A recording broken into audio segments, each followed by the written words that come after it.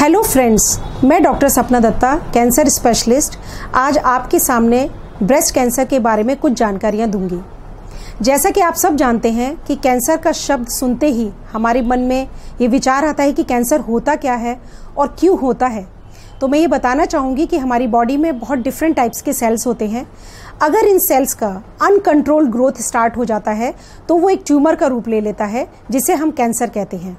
और ट्यूमर भी दो तरीके के होते हैं। एक बिनाइन ट्यूमर होते हैं जो एक ही स्पॉट पर रहते हैं और बॉडी में कहीं और फैलते नहीं हैं, वो खतरनाक भी नहीं होते और उसे कैंसर नहीं कहते हैं।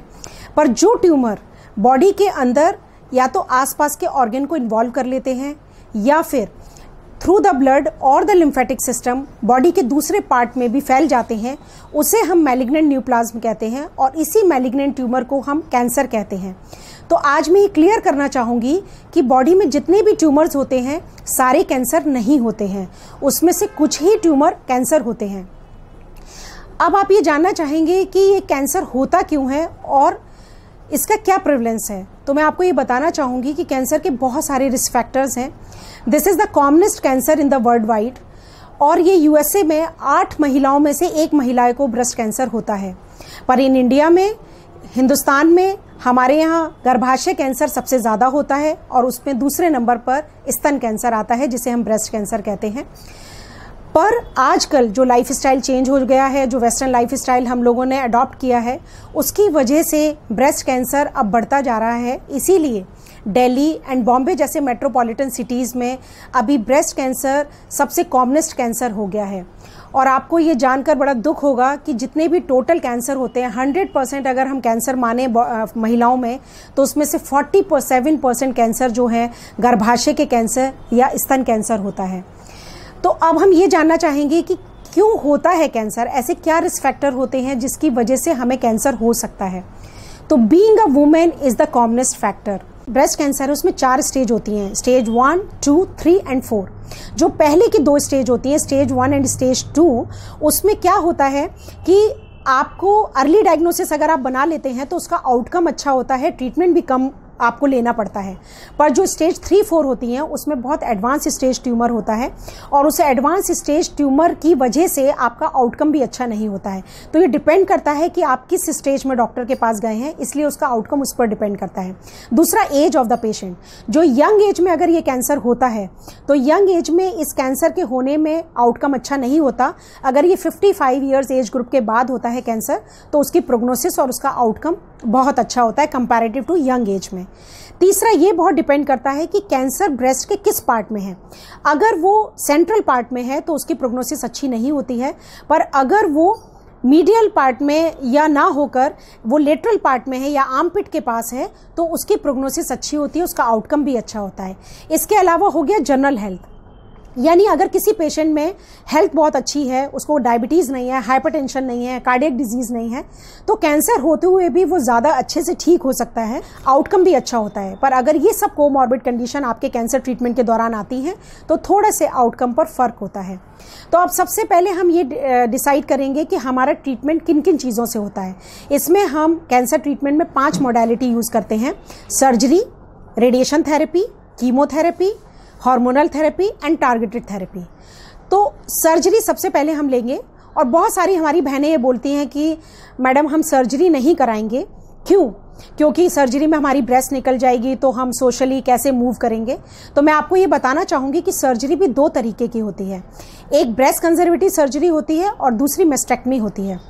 जो ब्रेस्ट कंजर्वेशन सर्जरी होती है उसमें क्या होता है कि आपका सिर्फ ट्यूमर निकाला जाता है और ब्रेस्ट आपकी ऐसे के ऐसे रहती है, तो इसमें इसलिए कोई डरने की बात नहीं होती। सिर्फ आपका ट्यूमर निकल जाता है और ब्रेस्ट ऐसे के ऐसे रहती है और आपको कोई सोशल प्रॉब्लम नहीं होती। बट जब कभी एडवांस स्टेज ट्यूमर होता है, जब स्टेज 3 एंड स्टेज 4 होता है, ऐसे केस में हमको ब्रेस्ट पूरा निकालना होता है। पर उसमें भी कोई घबराने की बात नहीं है। उसमें बहुत सारे प्रोस्थेसिस आजकल यूज़ होते हैं ड्यूरिंग ऑपरेशन, यानी ऑपरेशन के दौरान आप इंटरनली भी फिक्स करा सकते हैं वो प्रोस्थेसिस। आपके दूसरी ब्रेस्ट के साइज और शेप के अनुसार वो प्रोस्थेसिस बनते हैं। और या फिर आप अगर इंटरनली फिक्स नहीं कराना चाहते हैं तो पूरे ट्रीटमेंट के बाद आपको एक्सटर्नल प्रोस्थेसिस मिलते हैं जिसको आप ब्रा के अंदर यूज़ कर सकते हैं और आप बिल्कुल नॉर्मल लुक दे सकते हैं। इसलिए बिल्कुल भी डरने की बात नहीं है। सर्जरी इसका एक इम्पॉर्टेंट ट्रीटमेंट है जिसे कराना ज़रूरी होता है। सेकेंड होता है रेडिएशन थेरेपी। रेडिएशन थेरेपी बहुत ही अच्छी थेरेपी है जिसमें ना कोई दर्द होता है, ना कुछ गर्म लगता है, ना ठंडा लगता है। और ये एक तरह से सर्जरी ऐसी है जो बिना चाकू यानी बिना नाइफ की होती है, जिसमें रेडिएशन की जो रेज होती हैं, जो एक्सरेज होती हैं, उससे हम ट्यूमर को पूरा डिस्ट्रॉय कर देते हैं और आसपास के टिश्यू को कोई फ़र्क भी नहीं पड़ता है और आपके ब्रेस्ट के शेप और साइज़ पर भी कोई फ़र्क नहीं पड़ता है। तो इसलिए ये इम्पॉर्टेंट इसलिए भी है कि जो देखा गया है वो ये देखा गया है कि अगर सर्जरी के बाद रेडिएशन थेरेपी जो पेशेंट्स कराते हैं उनमें कैंसर के वापस आने की संभावना बहुत कम हो जाती है, और जो लोग सिर्फ सर्जरी कराते हैं और उसके बाद रेडिएशन थेरेपी नहीं कराते हैं उनमें कैंसर वापस आने की संभावना बहुत ज़्यादा हो जाती है। तो इसलिए हमेशा सर्जरी के बाद रेडिएशन थेरेपी ज़्यादातर केसेस में बहुत ज़रूरी होती है। थर्ड है कीमोथेरेपी। कीमोथेरेपी का नाम सुनते ही एकदम लोग डर जाते हैं, सोचते हैं कि अरे बाल झड़ जाएंगे, बहुत उल्टी होगी, जनरलाइज वीकनेस होगी। तो मैं आपको बताना चाहूँगी कि कीमोथेरेपी जो हम ट्रीटमेंट देते हैं वो दवाई के थ्रू जो हम कैंसर को ठीक करते हैं उसे सिर्फ कीमोथेरेपी कहते हैं, जैसे आप और एंटीबायोटिक्स वगैरह लेते हैं। हाँ, इसमें एक फ़ायदा ये होता है कि कीमोथेरेपी ब्लड के थ्रू बॉडी के हर पार्ट में जाती है जो कि सर्जरी और रेडिएशन नहीं कर सकता है।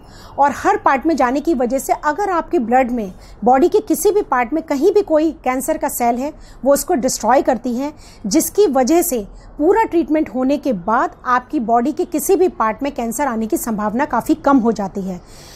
और जहाँ तक बाल आने का सवाल है तो मैं आपको ये बताना चाहूँगी कि जो कीमोथेरेपी के दौरान बाल झड़ते हैं वो कीमोथेरेपी ख़त्म होने के बाद बाल बिल्कुल वापस आ जाते हैं और उससे बेटर बाल वापस आते हैं जैसे आपके कीमोथेरेपी से पहले नहीं थे।